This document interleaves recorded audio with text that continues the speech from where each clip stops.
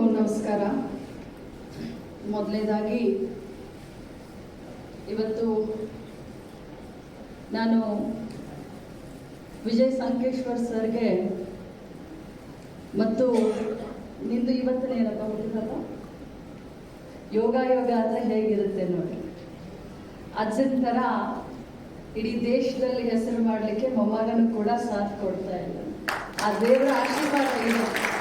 ಇವತ್ತು ತಮ್ಮಿಬ್ಬರಿಗೂ ಕೂಡ ಈ ಒಂದು ಸುಸಂದರ್ಭದಲ್ಲಿ ಹುಟ್ಟುಹಬ್ಬದ ಹಾರ್ದಿಕ ಶುಭಾಶಯಗಳನ್ನ ಹೇಳ್ತಾ, ಆ ಭಗವಂತನಲ್ಲಿ ತಮ್ಮ ಆರೋಗ್ಯ, ಆಯುಷು ಮತ್ತು ಯಶಸ್ಸನ್ನು ಕೊಡಲಿ ಅಂತ ಹೇಳಿ ಆ ಭಗವಂತನಲ್ಲಿ ನಾನು ಪ್ರಾರ್ಥನೆಯನ್ನು ಮಾಡ್ತೀನಿ. ಇವತ್ತು ವಿಜಯಕಾಂತ್ ಡೇರಿ ಮತ್ತು ಫುಡ್ ಪ್ರೊಡಕ್ಷನ್ ಲಿಮಿಟೆಡ್ ವತಿಯಿಂದ ನೂತನವಾಗಿ ಈ ಒಂದು ಕಿಂಗ್ ಬ್ರ್ಯಾಂಡ್ ಅನ್ನುವಂಥ ಒಂದು ಐಸ್ ಕ್ರೀಮನ್ನು ಇವತ್ತು ನಮ್ಮೆಲ್ಲರ ಕೈಯಿಂದ ಒಂದು ಇಂಟ್ರೊಡಕ್ಷನ್ನ ಮಾಡಿದ್ದಾರೆ.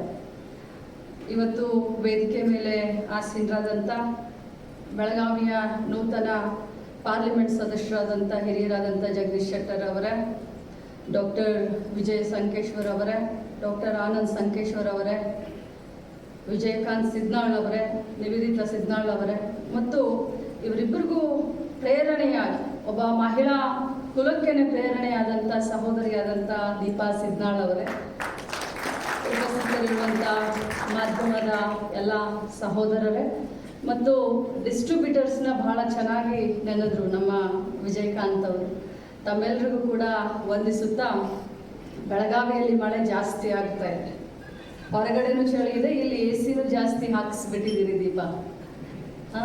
AC ಹಾಕಿಸಿ ಮತ್ತು ನಮಗೆ ಕೋಲ್ಡ್ ಡ್ರಿಂಕ್ಸ್ನ ಕುಡಿಸ್ತಾ ಇದ್ದೀರಾ, ಐಸ್ ಕ್ರೀಮದ್ದು ಉದ್ಘಾಟನೆ ಕರೆದಿದ್ದೀರಾ. ಭಾಳ ಸಂತೋಷ.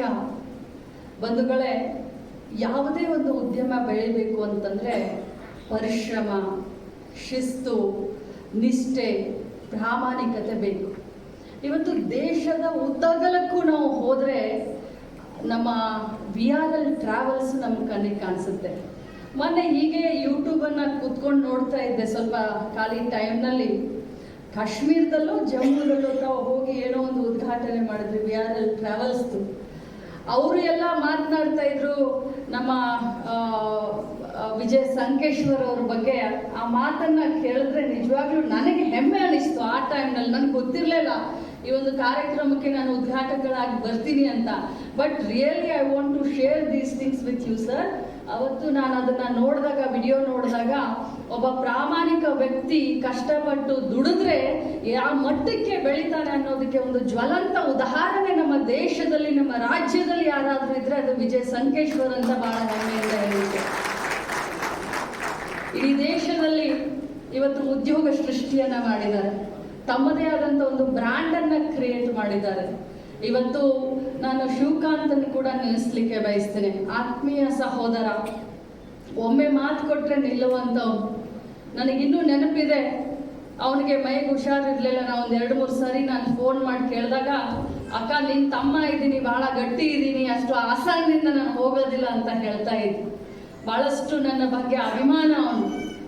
ಆದರೆ ಅವನ ಈ ಒಂದು ಅಕಾಲಿಕ ಈ ಒಂದು ಮರಣ ನಿಜವಾಗ್ಲೂ ನಮ್ಮೆಲ್ಲರಿಗೂ ಮತ್ತು ಸಮಾಜಕ್ಕೆ ಒಂದು ದೊಡ್ಡ ಆಘಾತವನ್ನು ಮತ್ತು ತುಂಬಲಾರದಂಥ ನಷ್ಟ ಆಗಿದೆ. ಯಾಕಂದರೆ ಉದ್ಯೋನ್ಮುಖ ಒಬ್ಬ ವ್ಯಕ್ತಿತ್ವ, ಉದ್ಯೋನ್ಮುಖ ಒಬ್ಬ ಉದ್ಯೋಗಸ್ಥ, ಕ್ರಿಯಾಶೀಲ ವ್ಯಕ್ತಿತ್ವ, ಸದಾ ಯಾವತ್ತಿದ್ರೂ ಕೂಡ ಸಮಾಜಕ್ಕೋಸ್ಕರ ಏನಾದರೂ ಮಾಡಬೇಕು, ಹೊಸತನವನ್ನು ಮಾಡಬೇಕು ಅಂತ ತುಡುತ್ತಾ ಇರುವಂಥ ಒಂದು ವ್ಯಕ್ತಿತ್ವ ನಮ್ಮ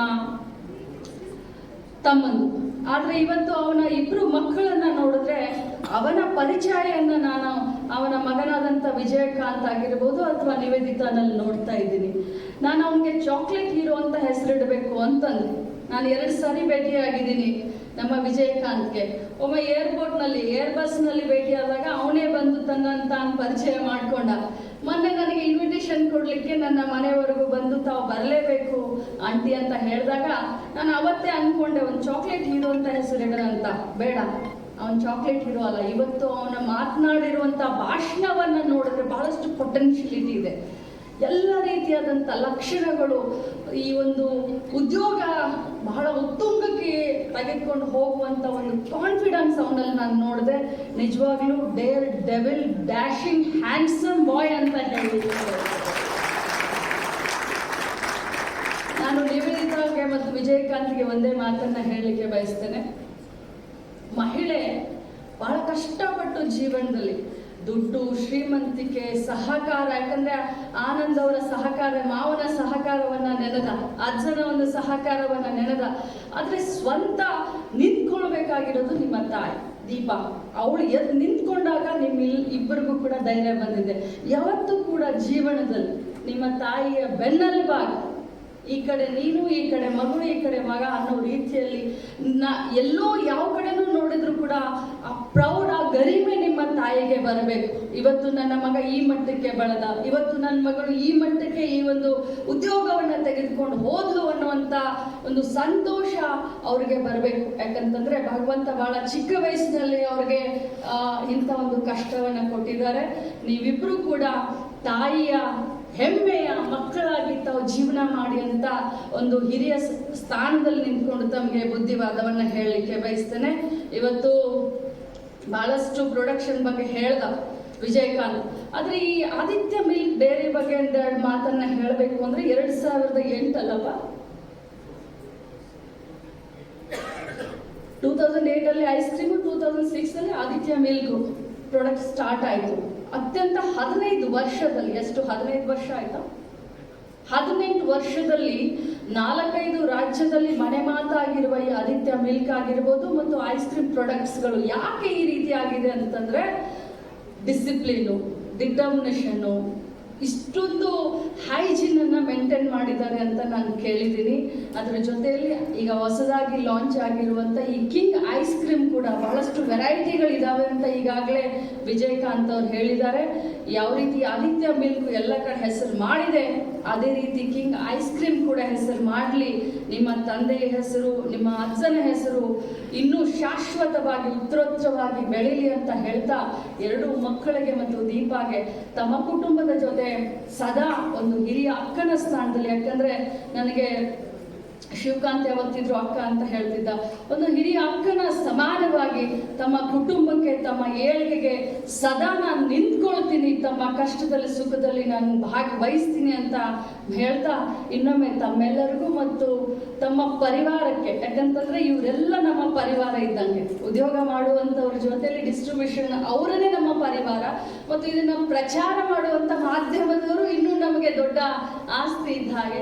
ತಮ್ಮೆಲ್ಲರಿಗೂ ಕೂಡ ಈ ಶುಭ ಸಂದರ್ಭದಲ್ಲಿ ಅಭಿನಂದನೆಯನ್ನು ಹೇಳ್ತಾ, ಇನ್ನೊಮ್ಮೆ ಈ ಕಾರ್ಯಕ್ರಮಕ್ಕೆ ನನ್ನನ್ನು ಕರೆದು ಉದ್ಘಾಟನೆ ಮಾಡಿಸಿದಂತ ತಮ್ಮೆಲ್ಲರಿಗೂ ಕೂಡ ನಾನು ಧನ್ಯವಾದವನ್ನು ಹೇಳಿ ನನ್ನ 2 ಮಾತನ್ನು ಮುಗಿಸ್ತೀನಿ. ಎಲ್ಲರಿಗೂ ಒಳ್ಳೆಯದಾಗಲಿ. Thank you.